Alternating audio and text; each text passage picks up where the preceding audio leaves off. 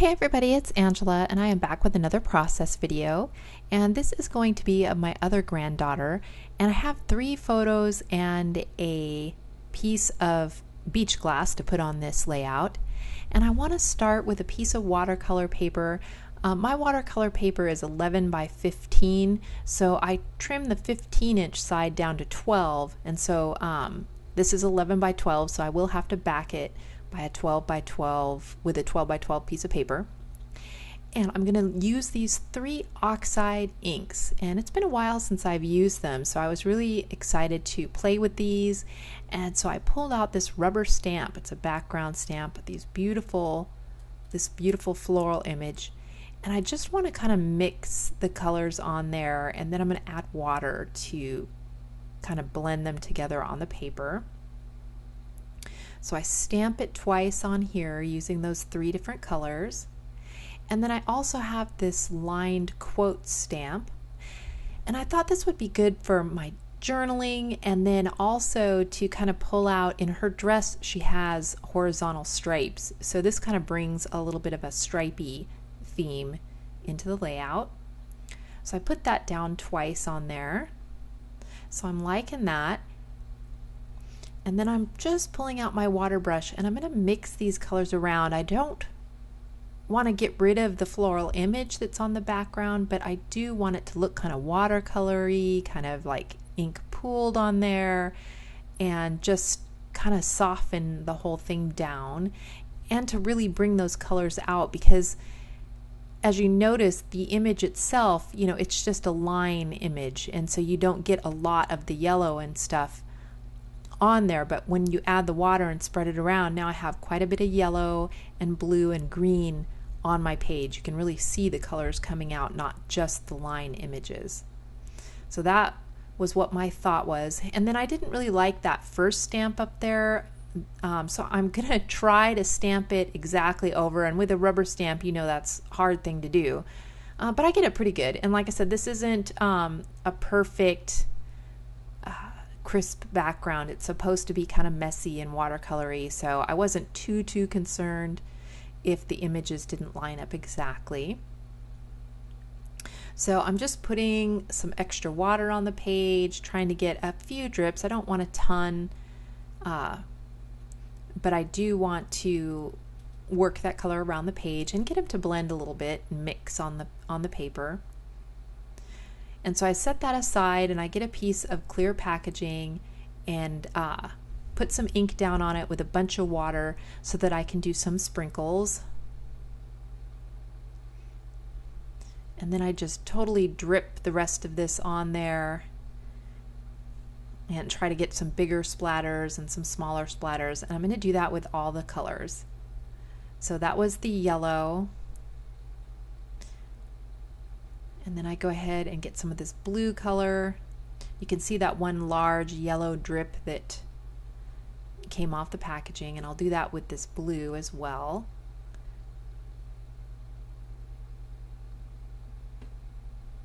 I just like the really casual color. Now it does look pretty busy, but I know that I have 3 photos going on here and all my embellishments, so a lot of this is going to get covered up, and you just never know. I do wind up placing the photos on there and seeing that more of it was covered than I wanted. So off camera, I did add one more of that floral stamp in the middle bottom and brought more yellow down there, and you'll see that here in a second. And that was just so I would have more of the image poking out.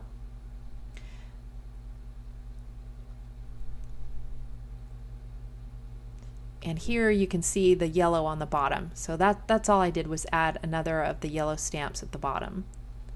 And as you can see, my photos do cover up quite a bit of that, but there's still a lot of it showing through. So now I'm looking at the Maggie Holmes Flourish, the project pad, and I really like this green color. It really matches well with the green ink that I've got on there. And like I said, I have to mount this on a 12 by 12 because my paper is only 11 inches from side to side. And then I decide I want to gut this paper because I believe there's only one of these in the project pad, And I do want to mount my photos on that color as well, so I'm just going to take the center out. And I'm going to cut these wonky. I'm not going to make these straight mats. I'm purposefully just kind of not paying attention and just kind of cutting them out of the background paper.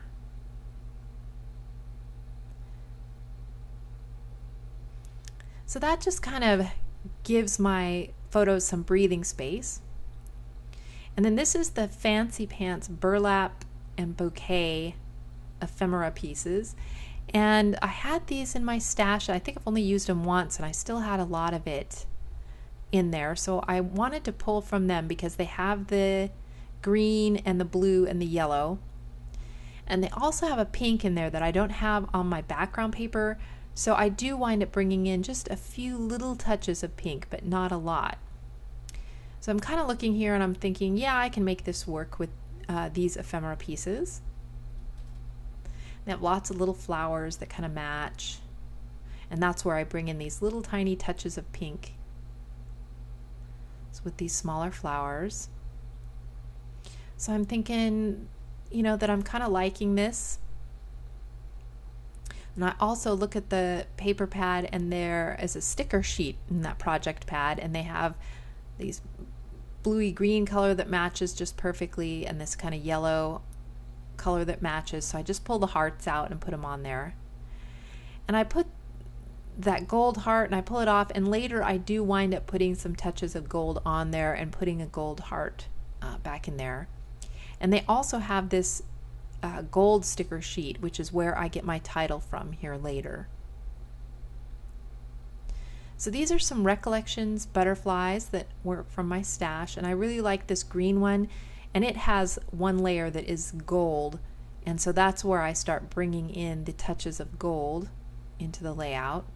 Kind of starts with the butterfly, and then I go with this cute word sticker from the Flourish paper pad, project pad, excuse me. So I just really love how casual that is, and it's short and it fits there well.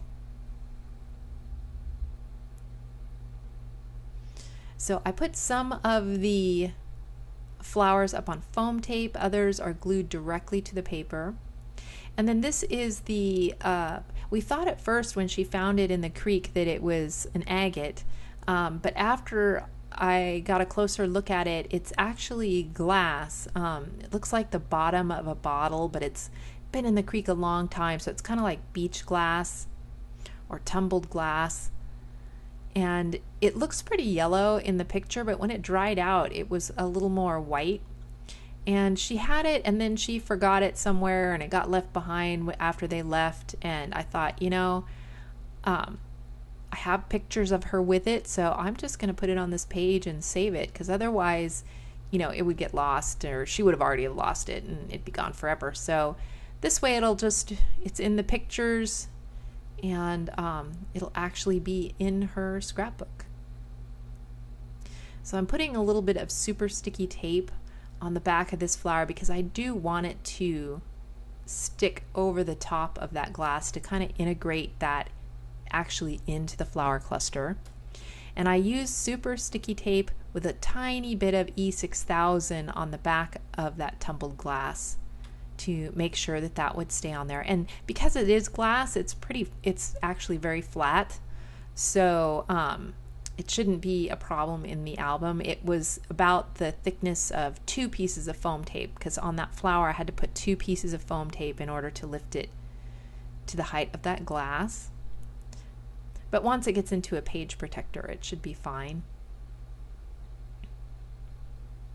And then here's where I go back and I do pull a couple of those little gold hearts off the sticker sheet, since I already had quite a bit of gold going on. I think about using those puffy gold hearts, but the gold didn't quite match. So I pulled these. They're from the Goldenrod One Canoe 2 puffy sticker sheet that I got at Tuesday Morning a while ago. And they had the same blue, green, and pink that's kind of already on the page. So I go ahead and I sprinkle some of those around.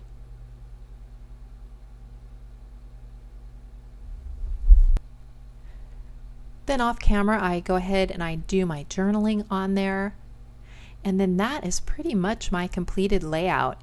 And I really love how it turned out. I love the watercolor background with the Distress Oxide inks. Even though a lot of it got covered up, I love how those, you can see those little splatters along with the puffy hearts and, you know, all the little flowers, the Recollections butterflies, the Maggie Holmes word sticker,